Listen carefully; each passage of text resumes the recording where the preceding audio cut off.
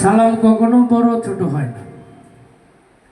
সালাম আমি দিলাম, আসসালামু আলাইকুম, আল্লাহ রহমত আপনার উপরে বর্ষিত হোক। ওয়ালাইকুম আসসালাম,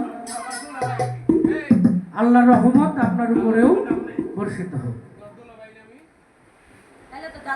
এই রঘু ভাই দাঁড় করছেন যেহেতু একটু বসেন। যাই হোক, আমি যে পিছনে ব্যানারটা দেখলাম, দেখে আমার হৃদয়টার মধ্যে একটা বাড়ি মারছে।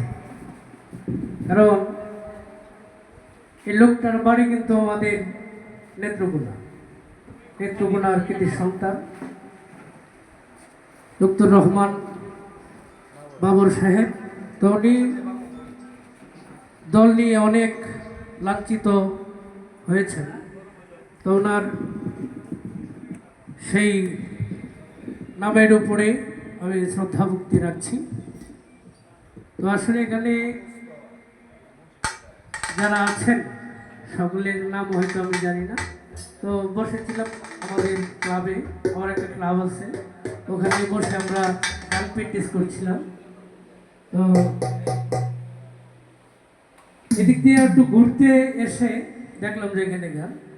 যাই হোক, এখানে রঘু ভাই আছেন, তো চেয়ারম্যান সাহেব যিনি আছেন, সাথে যারা আছেন বন্ধু বান্ধব, সকলের প্রতি ভক্তি শ্রদ্ধা সালাম রেখে আমার ওস্তাদ যিনি দেশ এবং দেশের বাইরে গান করে থাকেন, সকলের সুপরিচিত একজন বাউল, একজন কবি, বাউল কবি আব্দুল সালাম সরকার সাহেব বাবাজানের পাঠ ভক্তি শ্রদ্ধা সালাম রেখেছেন। আর বিশেষ করে ভাই